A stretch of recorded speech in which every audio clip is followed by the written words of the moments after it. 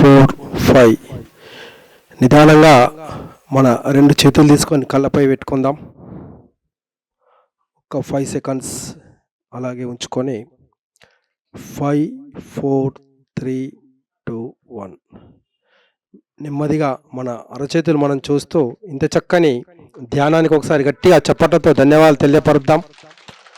పితామహ పత్రిజీ గారికి ఒక్కసారి గట్టిగా చప్పట్లతో ధన్యవాదాలు తెలియపరుద్దాం. స్వర్ణమాల అమ్మగారికి ధన్యవాదాలు తెలియపరుద్దాం. ఇంత చక్కని కార్యక్రమాన్ని ఏర్పాటు చేసిన కోండ్ర చంద్రికా శ్రీనివాస్ దంపతులకు ఒకసారి గట్టిగా చప్పట్లతో ధన్యవాదాలు తెలియపరుద్దాం. మెరికాబా పిరమిడ్ ధ్యాన మందిరానికి, మారుతి పిరమిడ్ ధ్యాన మందిరానికి ఒకసారి గట్టిగా చప్పట్లు. ఇక్కడికి వచ్చిన మాస్టర్లందరికీ గట్టిగా చప్పట్లు. ప్రపంచ శాంతి కొరకు డిసెంబర్ 21 నుంచి 31 వరకు జరగబోతున్న ధ్యాన మహాయాగానికి గట్టిగా చప్పట్లతో ధన్యవాదాలు తెలియపరుద్దాం.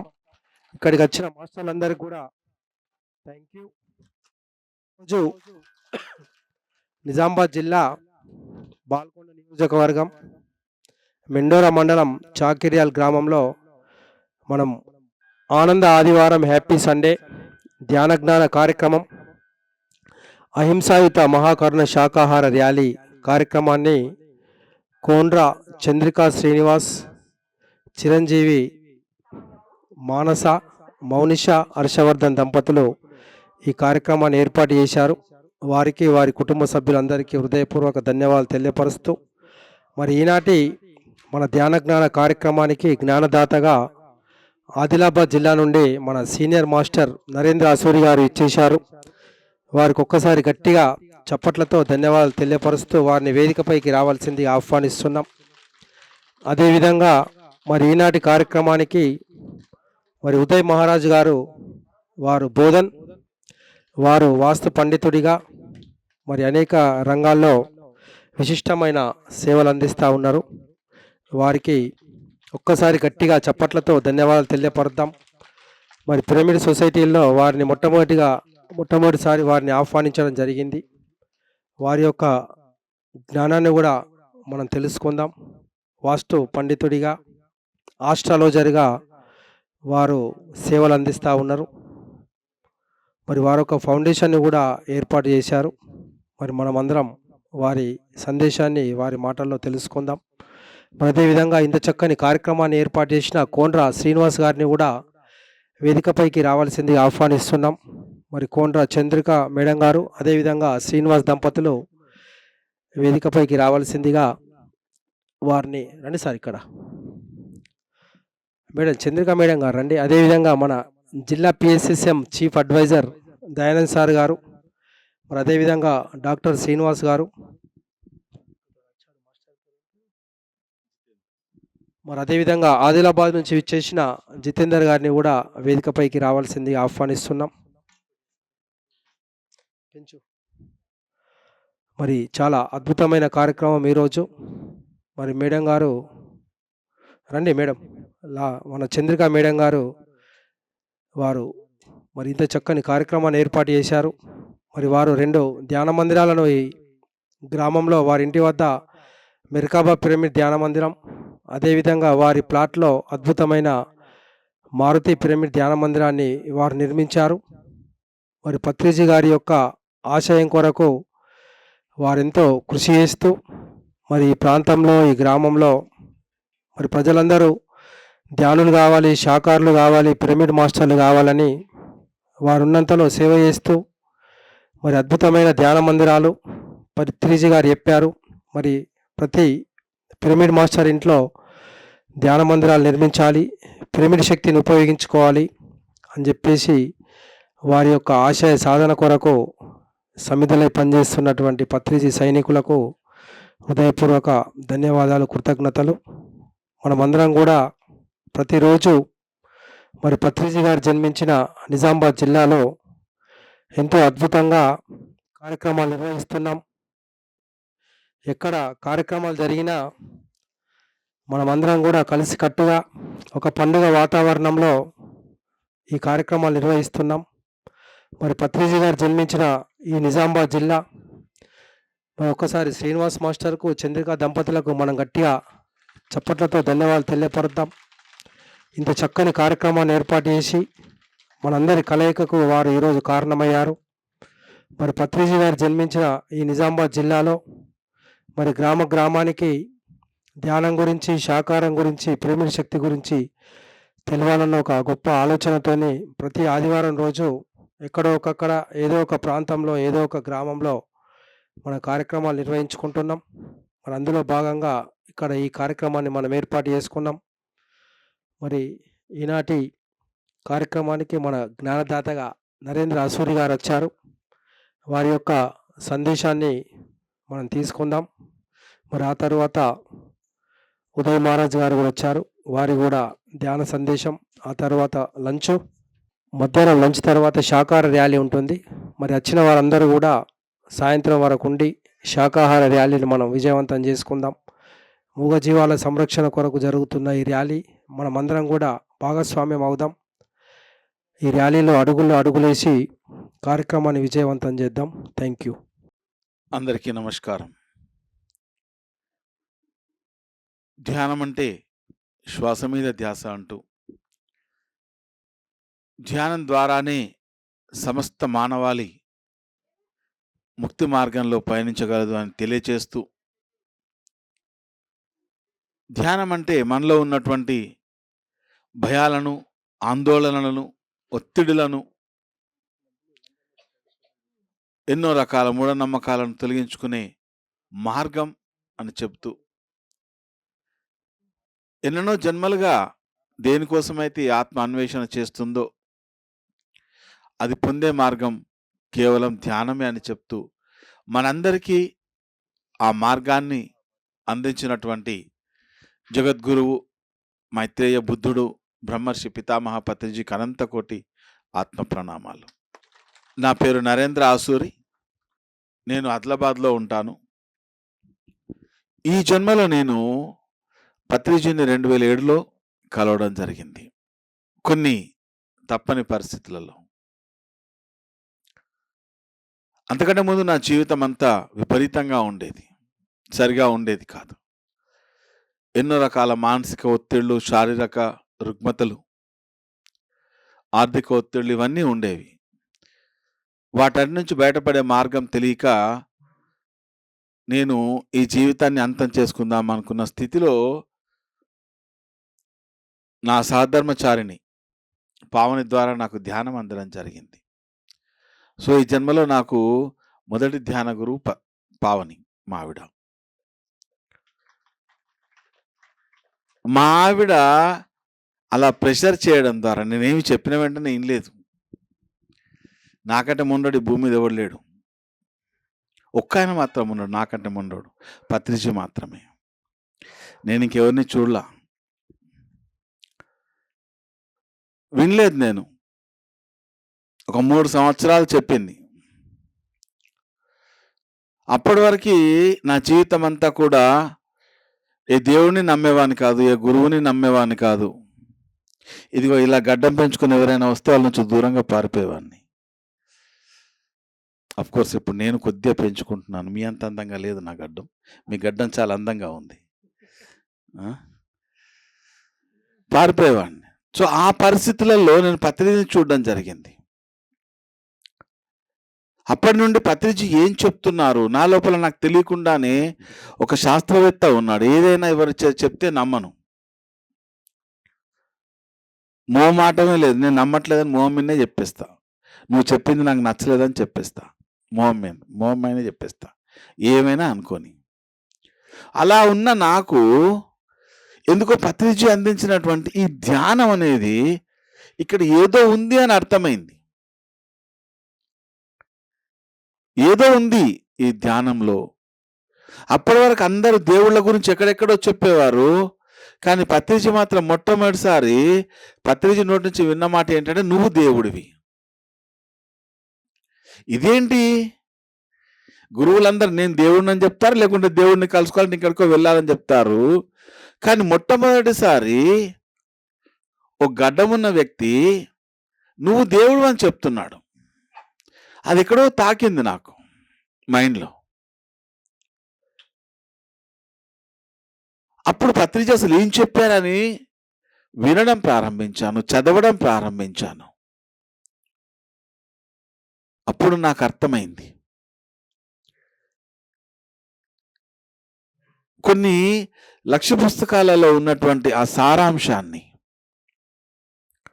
వేదాలలో ఉన్నటువంటి ఆ సారాంశాన్ని, ఉపనిషత్తులో ఉన్నటువంటి ఆ సారాంశాన్ని, పురాణాలలో ఉన్నటువంటి ఆ సారాంశాన్ని, భగవద్గీతలో ఉన్నటువంటి ఆ సారాంశాన్ని మనకి సామాన్య మానవుడు సైతం అర్థం చేసుకునే విధంగా అందించారు పత్రిజీ. ఒక పిరమిడ్ మాస్టర్ అనేవారు ఎవరయ్యానంటే, పత్రిజీ చెప్పినటువంటి బోధనల్ని అవగాహన చేసుకుని, అర్థం చేసుకుని, ఆ స్థితిలో జీవించేవారు మాత్రమే పిరమిడ్ మాస్టర్స్. ఒక పిరమిడ్ మాస్టర్ అనేది గొప్ప అర్హత. ఇందాక సాయి కృష్ణారెడ్డి గారు చెప్తూ సీనియర్ పిరమిడ్ మాస్టర్ అని అన్నారు. హాయ్, మా ఫ్రెండ్ వచ్చాడు మజీద్ ఫ్రమ్ బోధన్. వెల్కమ్ సార్, రండి. సో అది అర్థం చేసుకోవాలి. అది అర్థం చేసుకుని ఆ స్థితిలో జీవించేవాడే పిరమిడ్ మాస్టర్. ఇంకా దానికి ముందు సీనియర్ అనే ఒక తోక తగిలిచ్చాడు నాకు. నేను సీనియర్ని కాదు స్వామి. సీనియర్ అనేది భౌతిక స్థితికి సంబంధించింది. అంటే నేను ఒక 18 సంవత్సరాల నుంచి ధ్యానంలో ఉన్నాను కాబట్టి నేను సీనియరా? అదేం లెక్క? అది అంతకుముందు అక్కడ ఆగి కూర్చున్నది, ఆమె అంతకుముందు జన్మలలో 10 జన్మల నుంచి ధ్యానం చేస్తుంది కావచ్చు. ఎవరు సీనియర్, ఎవరు జూనియర్? సీనియర్ అనగానే నా నెత్తి మీద 2 కొమ్ములు వచ్చేస్తాయి టక్కన. అది ఎవరికి మీకు కనపడవు, నా ఒక్కడికే కనపడతాయి. నేను సీనియర్, నేను సీనియర్. ఎందులో సీనియర్, ఎందులో గొప్ప? ప్రతి దానికి ముంగడ సీనియర్ అని, గ్రేట్, గ్రాండ్ అని పెట్టుకుంటుంటారు. ఎందుకు అవన్నీ? చక్కగా మన పిరమిడ్ మాస్టర్ అని పెట్టుకోండి. నువ్వు సీనియర్ అయినా, నువ్వు జూనియర్ అయినా మన పిరమిడ్ మాస్టర్ మనోళ్ళు. ఏం స్వామి అవునంటారా కాదంటారా? నన్ను ఇప్పటి నుంచి సీనియర్ జూనియర్ వదిలేద్దాం. మాతో రిక్వెస్ట్ సాయి కృష్ణారెడ్డి గారు. మన పిరమిడ్ మాస్టర్. అక్కడ కూర్చున్న ఆవిడ మన పిరమిడ్ మాస్టరే, ఇక్కడ కూర్చున్న ఆవిడ మన పిరమిడ్ మాస్టరే, ఆ సార్ మన పిరమిడ్ మాస్టరే. ఇక్కడ కూర్చున్న వాళ్ళు ఎవరు తక్కువ కాదు. అంతకుముందు జన్మలలో ఎంతెంతో గొప్ప సాధన చేసి ఉంటే కానీ మీకు ఇక్కడ కూర్చునే అర్హతనే రాదంటారు పత్రిజీ. ఎందరో ఉన్నారు, మనం ఇక్కడ ఎందుకున్నాం? ఊరికి వచ్చామా? ఆ పాప మా అమ్మాయి చూడండి, తల పండిపోయింది ఆవిడది. ఎందుకు వచ్చి కూర్చుంది? ఆమెకే తెలియదు ఎందుకు వచ్చి కూర్చుందో. ఏదో 2 మంచి మాటలు విని చెప్తారేమో, వినిపోదాము, ఇంత పుణ్యం వస్తుందేమో అని అనుకుంటున్నారు. దానికోసం మీరు వచ్చారా? దానికోసం కాదు మీరొచ్చింది. ఒక పిరమిడ్ మాస్టర్ అనేవాడు లోక కళ్యాణ కారకుడు. ఒక పిరమిడ్ మాస్టర్ యొక్క స్వీయ కళ్యాణం ఎప్పుడూ అయిపోయింది. ఒక పిరమిడ్ మాస్టర్ అనేవాడు నిస్వార్థ పూరితంగా, స్వార్థరహితంగా తన జీవితాన్ని లోక కళ్యాణం కోసం అర్పణ చేసేవాడు. మన అందరిలోనూ ఎంతో కొంత దుఃఖం ఉంది, ఉందా లేదా? ఉందా? మరి ఆ దుఃఖం నుంచి విడుదల కావాలి, విమోచనం పొందాలి అంటే ఏం చేయాలి?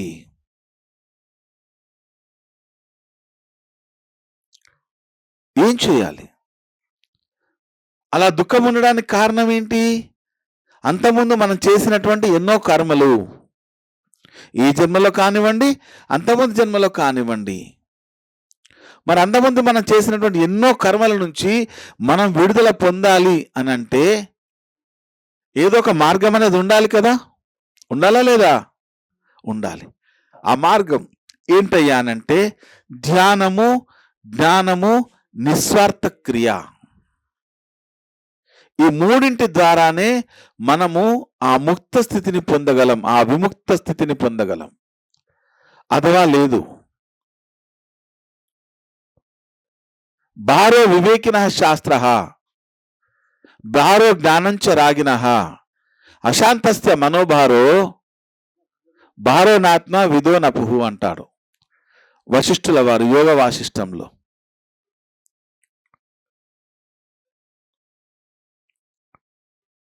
భారో వివేకిన శాస్త్ర. వివేకిన అంటే వివేకం లేని వాడికి శాస్త్ర జ్ఞానము భారమవుతుంది. వివేకం అంటే ఏంటి? Common sense. కామన్ సెన్స్ వేరు, ఇంటెలిజెన్స్ వేరు, బుద్ధి వేరు. కామన్ సెన్స్ ఉండాలి మనకి. పత్రిజీ ఏం చెప్తారు? ధ్యానం ద్వారా మీరు ఏం పొందారు పత్రిజీ అని అంటే, నేను నా యొక్క కామన్ సెన్స్ని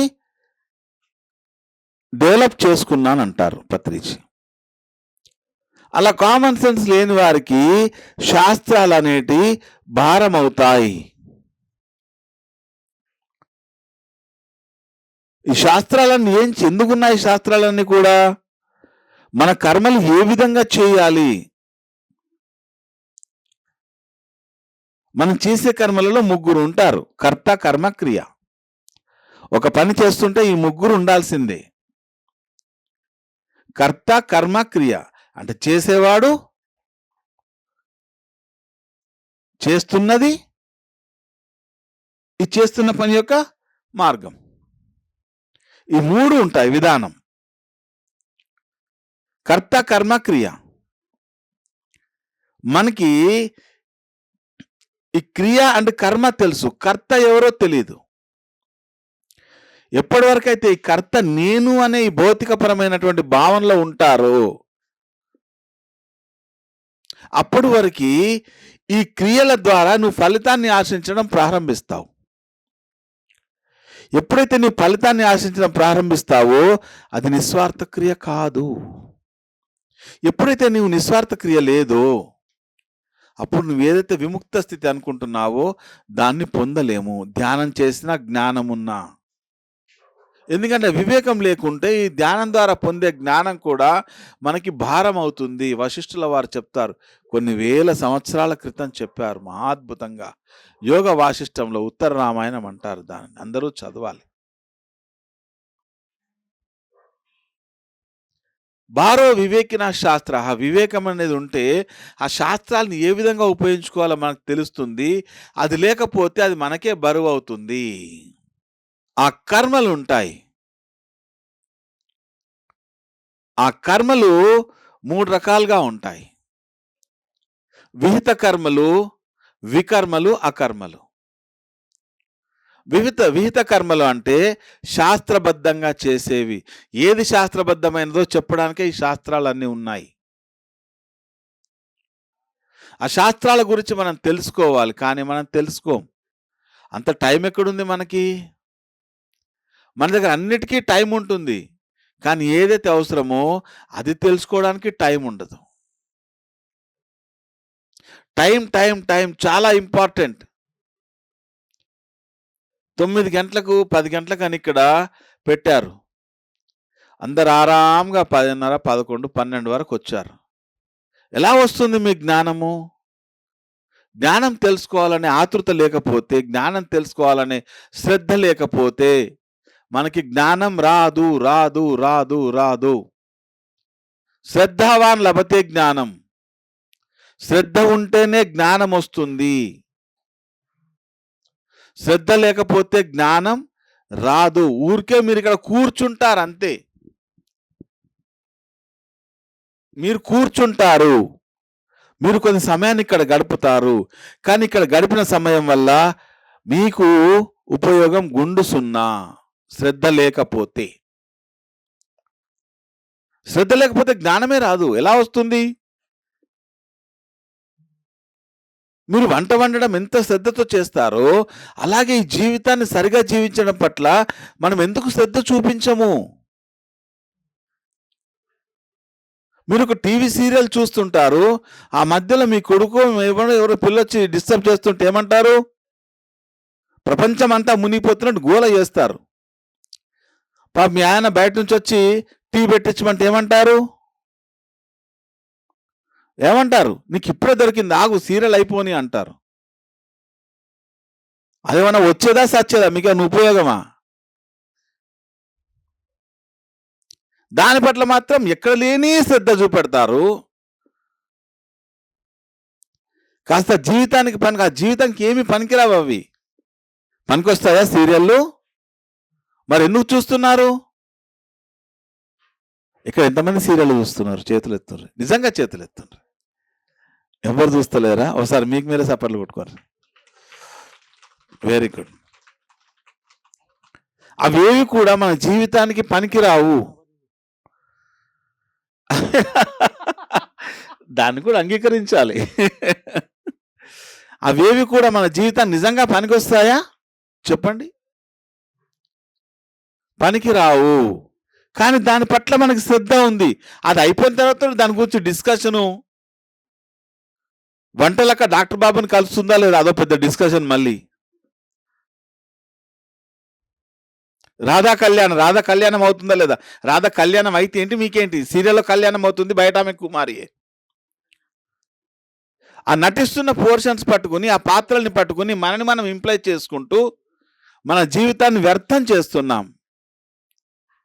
ఆ మొబైల్ ఉంటుంది, ఆ మొబైల్ ఇట్లా అని ఏలా సగం అరిగిపోతుంది. తిప్పుతూనే ఉంటారు. ఎందుకు తిప్పుతారో తెలీదు. ఇక్కడ వివేకం లేదు.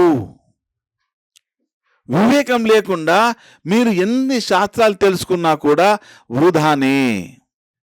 మీకు భారం అవుతుంది. బారో వివేకిన శాస్త్ర, బారో జ్ఞానంచ రాగిణ. రాగిణ అంటే కోరికలు. కోరికలు కలవారికి జ్ఞానం అనేది భారం అవుతుంది. కోరికలు కలవారికి అంటే ఇక్కడ దీని అర్థం ఏంటి? నీవు కోరికలతో ఉంటే నీవు జ్ఞానాన్ని పొందినా కూడా అది వృధానే. మనం ఎందుకు చేస్తున్నాం ధ్యానము? ఏదో కోరికలు తీర్చుకోవడం కోసమో, నా తలనొప్పి తగ్గడం కోసమో, నా కాళ్ళ నొప్పి తగ్గడం కోసమో, ఇంకా దేనికోసమో ధ్యానం చేస్తున్నాము. ఆ ధ్యానం ద్వారా పొందే ఆ జ్ఞానం కూడా మనకి భారం అవుతుంది. అది మనకు అందుకే అర్థం కావట్లేదు. ఇప్పుడు ఎవరైనా నువ్వెవరో అని అడిగితే నేను దేవుణ్ణి అని చెప్తారు.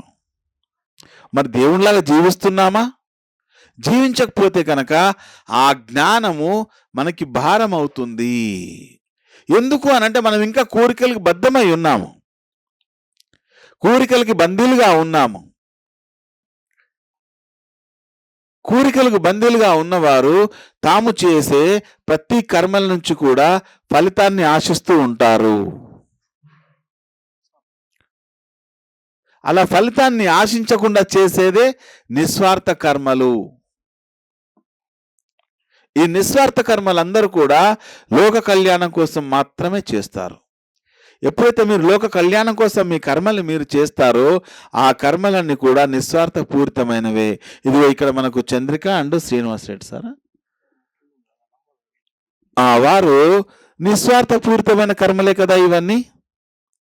ఇక్కడ పిరమిడ్ కట్టించారు, నిస్వార్థ పూరితమైన కర్మ. అక్కడ పిరమిడ్ కట్టించారు, అది నిస్వార్థ పూరితమైన కర్మ. చక్కగా కార్యక్రమాలన్నీ ఏర్పాటు చేస్తున్నారు, ఇవన్నీ కూడా నిస్వార్థ పూరితమైన కర్మలే. సో ఈ నిస్వార్థ పూరితమైన కర్మల ద్వారానే మనము కర్మ బంధాల నుంచి విముక్తి పొందుతాము. ఎప్పుడైతే ఈ ధ్యానం ద్వారా జ్ఞానం అనే అగ్ని వస్తుందో, ధ్యానం ద్వారా జ్ఞానం అనే అగ్ని వస్తుంది. జ్ఞానాగ్ని దగ్ధ కర్మాణం.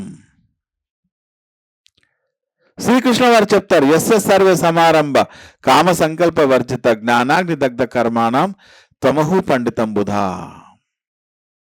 ఆ జ్ఞానం అనే అగ్ని వచ్చినప్పుడు కర్మలు దగ్ధం అవుతాయి. ఆ జ్ఞానం అనే అగ్ని ఎప్పుడు వస్తుంది? నీవు చేసేటటువంటి అన్ని కర్మలని, కామ సంకల్ప వర్జిత కోరికలని, సంకల్పాలని వదిలిచేయి. నో సంకల్పం, నో కోరిక. అప్పుడు మాత్రమే జ్ఞానం అనే అగ్ని వస్తుంది. ఆ జ్ఞానం అనే అగ్ని ద్వారా కర్మల్ని దగ్ధం చేసుకున్న వారనే పండితులు, యోగులు అంటారు. మరి మనం చేసే కర్మలన్నీ ఎలా ఉండాలి? ఎలా ఉండాలి? స్వార్థరహితంగా ఉండాలి, నిస్వార్థ పూరితంగా ఉండాలి. ఎప్పుడైతే మన దృష్టి ఆ బహిర్ముఖంగా ఉంటుందో, భౌతికపరమైన విషయవాసనల కోసం మన దృష్టి పనిచేస్తూ ఉంటుందో, మనం అంతర్ముఖులమయ్యే అవకాశమే లేదు. మనం అంతర్ముఖులం కాకపోతే మనకు తెలిసినటువంటి జ్ఞానం అంతా ఇన్ఫర్మేషన్ అవుతుంది. అది జ్ఞానం కాదు. అదొక ఇన్ఫర్మేషన్ మాత్రమే. మనం ఇన్ఫర్మేషన్ జమ చేసుకుంటున్నాం. మన దగ్గర కంటే ఇన్ఫర్మేషన్ ఎప్పుడు ఎక్కువ ఎవరి దగ్గర ఉంది? చాట్ జీపీటీలో ఉంది, జెమినీ ఏఐలో ఉంది. ఉందా లేదా మనకంటే ఎక్కువ ఇన్ఫర్మేషను? అది దేని గురించి అడిగినా చెప్తుంది. మరి దేవుడు అయిపోయిందా? లేదు. It's a tool, it's a mission. కానీ మనము నడుస్తున్న దైవాలము. గుళ్ళో ఉన్న దైవాలము, ఎక్కడున్న దైవాలం కాదు. కదలలేని దైవాలం కాదు. కదులుతున్నటువంటి దైవాలము. సో ఈ జ్ఞానం అంతా కూడా కోరికలు ఉన్నప్పుడు భారంగా మారుతుంది. ఎందుకు భారంగా మారుతుంది? అటు ఆ స్థితిలో జీవించలేము, ఇటు ఈ స్థితిలోనూ జీవించలేము. అటొక్కాలు ఇటొక్కాలేసి వెళ్ళలేము. బంధాలు ఉంటాయి, దుఃఖం ఉంటుంది, ఒత్తిడి ఉంటుంది. వాటిని దాటి బయటికి రాలేం. వాటినే పట్టుకుని వేలాడుతూ ఉంటాము. అశాంతస్య మనోభారో. వీటి ద్వారా ఏమవుతుంది? మనసు అశాంతికి గురవుతుంది. అశాంతిగా గురైనప్పుడు మన మనసే మనకు బరువుగా అనిపిస్తుంది. మీరు చూడండి, మీరు ఏదైనా దుఃఖంలో ఉన్నప్పుడు మీ మనసుని మీరే భరించలేరు. భరించగలరా? మీ మనసుని మీరే భరించలేరు. ఎంత బరువైపోతుంది. అందుకే అంటారు, నా మనసు అంతా బరువైపోయింది అంటారు. అంటారా లేదా? మనసు బాగా బరువెక్కిపోయింది అంటారు. ఆ బరువెక్కిపోయిన మనసుని మీరే భరించలేకపోతారు. ఆ మనసు సృష్టించిన వాటన్నిటి నుంచి మీరే బయటపడాలి అనుకుంటారు, కానీ పడలేరు. ఎందుకంటే మీరు అక్కడ బందీలుగా ఉన్నారు. ఆ బందీలుగా ఉన్నటువంటి స్థితి నుంచి విడుదల కావడమే ముక్తి. ఎప్పుడో మనం శరీరాన్ని వదిలేసిన తర్వాత ముక్తి కాదు, ఉన్నప్పుడే ముక్తిలో జీవించాలి. విడుదల ఏదైతే మన దుఃఖానికి కారణమవుతుందో దాని నుంచి విడుదల, విడుదల, విడుదల, విడుదల. మనం బందీలుగానే ఉన్నాం. మిమ్మల్ని ఒక రూమ్లో ఉంచారు, నీ కాళ్ళకి సంఖ్యలు వేశారు, ఆ రూమ్లో ఏసీ పెట్టారు, ₹1,00,000 పరుపు పెట్టారు, ఓ టీవీ పెట్టారు, చేతిలో మొబైల్ ఇచ్చారు, అన్నీ ఉన్నాయి. అటాచ్డ్ బాత్రూమ్ ఉంది, టబ్ ఉంది. వాటన్నిటిలోకి మీరు ఫ్రీగా తిరగొచ్చు. కానీ బందీలుగా ఉన్నారు. ఉంటారా? మీరు ఆనందంగా ఉండగలరా? ఉండగలరా? ఒకరోజు 2 రోజులు గమ్మత్ అనిపిస్తుంది. 3వ రోజు, 4వ రోజు, 5వ రోజు నాకు ఇవేమీ వద్దు, నన్ను ఈ రూమ్ నుంచి బయటకు పంపించండి చాలు మహాప్రభు, నేను షెట్ కింద అన్న వంటగా నన్ను ఇడిసబెట్టిన రూమ్లోకి వెళ్ళి అంటారు. అంటారా లేదా? మరి ఎందుకు భారం అయిపోయినవి? ఎందుకంటే మనము సహజంగా స్వేచ్ఛాస్థితిలో జీవించాలని కోరుకుంటాం. మన ఆత్మ ఎప్పుడు కూడా స్వేచ్ఛాస్థితిలోనే జీవిస్తుంది. అందుకే మీరు మీ మనసు ద్వారా వీటన్నింటికి బందీలుగా ఉన్నప్పుడు మీ ఆత్మ ఆనందంగా ఉండదు, కుచించుకుపోయి ఉంటుంది. కుచించుకుపోయి ఉంటుంది మన ఆత్మ అంతా కూడా. భారోనాత్మ విదో నపుహు. అప్పుడు ఆత్మ కూడా భారం అయిపోతుంది మనకి. దాన్ని కూడా భరించలేని స్థితిలోకి వెళ్ళిపోతాం. ఎందుకంటే లోపల నుంచి అది చెప్తూ ఉంటుంది, అయ్యా నువ్వు చేయాల్సింది ఇది కాదు, అయ్యా నువ్వు చేయాల్సింది ఇంకా వేరేదో ఉంది, నువ్వు ఇక్కడెందుకు ఉన్నావు, నీవు తెలుసుకున్న జ్ఞానాన్ని నీవెందుకు అమలు చేయడం లేదు? ఊరికే వస్తున్నాం, వింటున్నాం, పోతున్నాం, పోలో అని వస్తున్నాం, పోలో అని వింటున్నాం, పోలో అని పోతున్నాం. ఆచరణ ఎక్కడుంది? ఆచరించాలా వద్దా తెలుసుకున్న జ్ఞానాన్ని? మరి ఆచరిస్తున్నామా? సో ఎప్పుడైతే మనము ఈ ధ్యానం ద్వారా, జ్ఞానం ద్వారా ఈ నిస్వార్థ క్రియలోకి వెళ్తామో, నిస్వార్థ క్రియ అంటే ఏమవుతుంది? అది నిస్వార్థ క్రియ ఈజ్ ఈక్వల్ టు సేవ.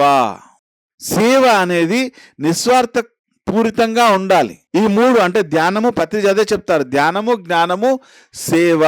ఈ ధ్యానంలో మళ్ళీ విభాగాలు ఉంటాయి, జ్ఞానంలో మళ్ళీ విభాగాలు ఉంటాయి, సేవలో మళ్ళీ విభాగాలు ఉంటాయి. కానీ వీటన్నిటిని హోల్గా తీసుకుంటే ధ్యానము, జ్ఞానము, మనం చేసే సేవ. అందుకే ప్రతిదీ ఏం చెప్తారు పిరమిడ్ మాస్టర్లు అందరూ సేవా చక్రవర్తులు. సేవ చేయాలి. అందరూ కలిసి చెప్పండి, సేవే మార్గం. చెప్పండి, సేవే మార్గం. ధ్యాన జగతే లక్ష్యం. సేవే మార్గం. ధ్యాన జగతే లక్ష్యం. సేవే మార్గం. ధ్యాన జగతే లక్ష్యం. ఈ సేవ అనే మార్గం ద్వారానే పత్రిజీ యొక్క లక్ష్యము, మనందరి లక్ష్యం కూడా అయినటువంటి ధ్యాన జగత్తుని మనము చేరుకోగలము. ఈ సేవ ఎలా ఉండాలి? శాలువలు కప్పించుకోవడం కోసం సేవ చేయాలా? ముంగట ఏదైనా బిరుదులు పెట్టుకోవడం కోసం సేవ చేయాలా? అవన్నీ చేస్తే అది సేవ కాదు, స్వార్థపూరితమైనటువంటిది. ఏదైనా సరే సేవ కాదు. నేను ఉద్యోగం చేస్తున్నాను, జీతం తీసుకుంటున్నాను, అది సేవ ఎలా అవుతుంది? నేను జీతం కోసం పనిచేస్తున్నాను, నేను అన్నదానం చేస్తున్నాను, పుణ్యం ఆశిస్తున్నాను, అది సేవ ఎలా అవుతుంది? అవుతుందా? నేను పిరమిడ్ కట్టాను, పేరు గొప్ప ఆశిస్తున్నాను, అది సేవ ఎలా అవుతుంది? నేను అందరికీ ధ్యాన ప్రచారం చేస్తున్నాను, దాని నుంచి నా ఇంట్లో ఉన్న ప్రాబ్లమ్స్ పోవాలని కోరుకుంటున్నాను, అది సేవ అవుతుందా? ఎప్పుడు సేవ అవుతుంది? నీవు చేసే ప్రతి కర్మ కూడా నిస్వార్థపూరితంగా చేసినప్పుడే అది సేవ అనబడుతుంది. నేను ఒకసారి చూశాను ఒక హాస్పిటల్లో, చాలా ఆ ఫోటో నేను అసలు మర్చిపోలేను. 15th ఆగస్ట్ రోజు ఒక హాస్పిటల్లో అందరూ పేషెంట్స్కి పళ్ళని దానం చేయడం కోసం వెళ్ళారు. అక్కడ నేను చూసిన భయంకరమైన ఫోటో ఏంటిదంటే, ఒక్క అరటిపండు ఒక పేషెంట్ ఇవ్వడం కోసం ఒక 12 నుంచి 15 మంది ఫోటో దిగారు. ఒక అరటిపండుని ఒక పేషెంట్కు ఇవ్వడం కోసం వాళ్ళు ఫోటో దిగితే అతని చేతిలో ఒకటే అరటిపండు ఉంది. ఒకటి పట్టుకున్నాడు, అందరూ ఆయన చేతులు ఇట్లా పట్టుకున్నారు. మనం పూజ చేసేటప్పుడు ఇట్లా పట్టుకుంటారు కదా మామ అన్నట్టు. సాయి కృష్ణారెడ్డి అన్నగారి చేతిలో అరటిపండు ఉంది, నేను ఇలా పట్టుకున్నాను, నా చేయి ఇలా పెట్టారు. అంటే ఒక అరటిపండు నుంచి పుణ్యం నుంచి ఇది వీళ్ళందరికీ వీళ్ళ ద్వారా రావాలి. ఏంటది? అదే ఆ సేవ. అది సేవ అనబడుతుందా? మన పెద్దలు చెప్తారు, అయ్యా నువ్వు కుడి చేత్తోడు చేసింది ఎడమ చేత్తోడు తెలియకూడదని. అది నిస్వార్థ క్రియ. ఆ నిస్వార్థ క్రియ ద్వారానే మనము విమోచనం పొందగలము, ముక్తిని పొందగలము. అప్పటి వరకు ధ్యానం చేసినా జ్ఞానం పొందినా కూడా ఉట్టిదే. ఎందుకంటే జ్ఞానం కూడా మనకి భారం అయిపోతుంది ఎప్పటివరకైతే మన నిస్వార్థ క్రియలో లేము. పిరమిడ్ మాస్టర్ అందరు కూడా నిస్వార్థ పూరిత సేవా చక్రవర్తులు అంటారు పత్రిజీ. మనం అలా ఉంటేనే pyramid master, subject to condition. మరి మనం పిరమిడ్ మాస్టర్ కావాలా వద్దా? కావాలి కదా. ఇక్కడ ఎంతమంది అలా నిస్వార్థ పూరిత పిరమిడ్ మాస్టర్స్గా ఉండాలనుకుంటున్నారు? చేతులు ఎత్తండి. అబద్ధపు చేతులు కుదరవు, నిజమైన చేతులు ఎత్తండి. Yes, very good. చేతులు ఎత్తని వారికి గట్టిగా క్లాప్స్ కొట్టండి. వాళ్ళు సరిగా ఉన్నారు. వాళ్ళు వేరే ఇంకెవరి కోసమో లేరు, వాళ్ళ కోసం వాళ్ళు ఉన్నారు. ఎస్, నేను అలానే ఉంటాను. మోస్ట్ ఇంపార్టెంట్ థింగ్ ప్రతిసారి చెప్పింది నిస్వార్థపూరితమైనటువంటి సేవ. ఎందుకు? మనము కర్మల నుంచి విముక్తులం కావడానికి. ఆ కర్మలే కారణం. పునరపి జననం, పునరపి మరణం, పునరపి జనని జఠరే శయనం. తిరిగి తిరిగి ఈ భూమి మీద మనం జన్మించడానికి, మన కర్మల ద్వారా మనం దుఃఖపూరితం కావడానికి మనం చేసినటువంటి ఆ అవిహిత కర్మలే కారణం, వికర్మలే కారణం. ఆ వికర్మల బంధాల నుంచి మనం బయటపడడానికి ఏకైక మార్గం ధ్యానం, జ్ఞానం, నిస్వార్థ సేవ. యదృచ్ఛ లాభ సంతుష్టో ద్వంద్వాతీతో విమత్సర సమాసిద్ధావసిద్ధౌ చ కృత్వాపీన నిబధ్యతే. అంటే యాదృచ్ఛికంగా వచ్చినటువంటి లాభంతో తృప్తి పడాలి. కానీ తృప్తి పడతామా? ఇంకొకటి కావాలి. ద్వంద్వాతీతో విమత్సర, ద్వంద్వాలకు అతీతంగా ఉండాలి. ద్వంద్వాలంటే ఏంటి? మానము, అవమానము, కష్టము, సుఖము, లాభము, నష్టము, బాధ, ఆనందము, జయము, అపజయము, పుట్టుక, చావు. ఇవన్నీ కూడా ద్వంద్వాలకు అతీతంగా ఉండి విమత్సరంగా ఉండాలి. అంటే ఈర్ష్య ద్వేషాలకి అతీతంగా ఉండాలి. సిద్ధౌచ అంటే సిద్ధింపజేసినను సిద్ధి పొందకునను, అంటే మనం ఏదైనా కావాలని అనుకున్నప్పుడు అది పొందినను పొందకపోయినను సమస్థితిలో ఉండాలి. కృత్వాపీన నిబద్ధతే, అలా ఉన్న వారికి కర్మలు అంటవు. ఎవరైతే శాస్త్ర విహితమైనటువంటి కర్మలని నిస్వార్థపూరితంగా చేస్తారో అలా చేసిన వారు ఆ ఫలితాల ద్వారా బంధించబడరు అనేది శాస్త్ర ప్రమాణం. శాస్త్రాలు అంటే నేను రాయలేదు, కృష్ణుడు చెప్పినటువంటి దానికి ప్రమాణం. ఎవరు చెప్పినా ఇదే చెప్తున్నారు. ఎందుకు చెప్తున్నారు? ఎవరు చెప్పినా ఇదే చెప్తున్నారు. లోక కళ్యాణం కోసం జీవించండి, పరోపకారార్థం ఇదం శరీరం. పరులకు ఉపకారం చేయడం కోసమే ఉంది, పరులకు అపకారం చేయడం కోసం కాదు. కానీ మనము పరులకి అపకారం చేస్తున్నాము. మన చుట్టుపక్కల ఉన్నటువంటి ఆ జీవులకి అపకారం చేస్తున్నాము. వాటిని చంపుతున్నాము, వాటిని కోస్తున్నాము, వాటిని ఆహారంగా తీసుకుంటున్నారు. అది పరోపకారం ఎలా అవుతుంది? అపకారం అవుతుంది. పరులకి అపకారం చేయరాదు.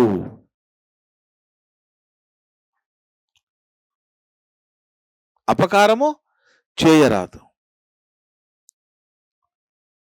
అపకారం లేకుండా జీవించాలి.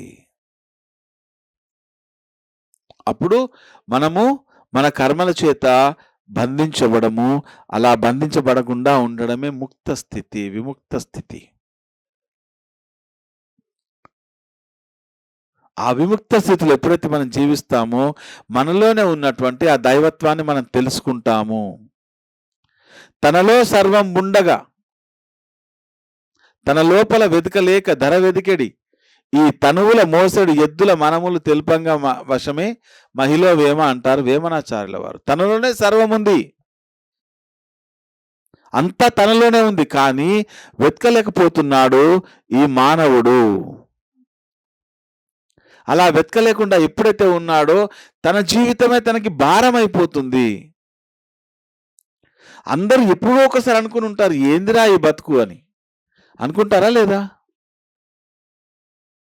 ఏదో ఒక క్షణంలో అనిపిస్తుంది. ఎందుకు అనిపిస్తుంది అలా? ఎందుకు అనంటే మీరు ఇంకా ఆ మనసు స్థితికి బంధించబడి వాటి కర్మలకి బంధించబడి జీవిస్తూ ఉన్నారు. ఆ కర్మ ఫలితాల చేత బంధించబడి జీవిస్తూ ఉన్నారు. కానీ ఎప్పుడైతే మిమ్మల్ని మీరు ఆ నిస్వార్థపూరిత స్థితిలోకి తీసుకెళ్తారో, మీరు చేసే ప్రతి కర్మ నిస్వార్థపూరితంగా ఉంటుందో, అప్పుడు మీరు పొందే ఆనందం చూడండి. అదే నిజమైన ఆత్మానందం, అదే నిజమైన సచ్చిదానందం. దాన్ని పొందడం కోసమే ఈ ఆత్మ అనేక జన్మలు తీసుకుంటుంది. సగటున 300 నుంచి 400 జన్మలు తీసుకుంటుంది ఈ ఆత్మ. సాయి కృష్ణారెడ్డి లాంటి వారికి అయితే కొంచెం తక్కువ జన్మలే ఉంటాయి ఇంకా, ఎందుకంటే గొప్పగా సేవ చేస్తున్నారు కాబట్టి. సో వాటి నుంచి మనం బయటపడాలి. వాటి నుంచి బయటపడడం కోసము ధ్యానము, జ్ఞానము, సేవ, ఈ మూడింటి ద్వారా మాత్రమే మనము ఆ కర్మచక్రం నుంచి బయటపడగలము. ఒక చిన్న స్టోరీ చెప్పి నేను ముగిస్తాను. ఒక గుడ్డివాడు ఉంటాడు, నాకు చాలా ఇష్టమైన స్టోరీ. ఇంతకుముందు చెప్పాను, ఎప్పుడూ చెప్తుంటాను. ఒక గుడ్డివాడు ఉంటాడు. ఆ గుడ్డివాడు దారంపట వెళ్తూ ఒక చోట ఆగుతాడు. దాహం వేస్తుంది బాగా. ఎక్కడైనా నీళ్లు దొరుకుతాయేమని పక్కన ఏదో అలికిడి వినపడితే అడుగుతాడు, నీళ్ళు ఎక్కడ దొరుకుతాయి? ఇట్లా వెళ్ళి కాస్త ఎడమవైపు తిరగండి, అక్కడ నీళ్ళు దొరుకుతాయని చెప్తాడు. సరే, వెళ్తూ అతనికి తెలియకుండా అతను రాజుగారి కోటలో ప్రవేశిస్తాడు.